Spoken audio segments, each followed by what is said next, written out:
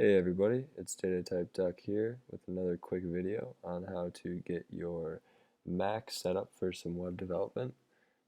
This is going to be pretty high level, so basically the first thing we're going to want to do is install Homebrew, which is a free open source software package manager for Mac, which pretty much integrates it or aligns it with Linux in terms of using something like apt-get install on Linux. This is the same thing.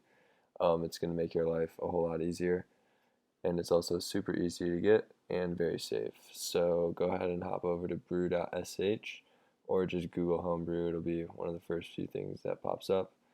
We're going to want to copy this command, hop over to your terminal, paste it, run it, give them your password, and you're going to want to return on this and just follow through with the installation. It'll probably take a few minutes. I'm not going to because I already have it, so for sake of time in this video, we'll just skip that. But once it's done, you can go ahead and check that it's installed by running brew, and should get a little help message back, so we have it. And then the last part of setting up your Mac is just to create a dev directory or folder. So I'm going to go to my home and just mkdir dev folder.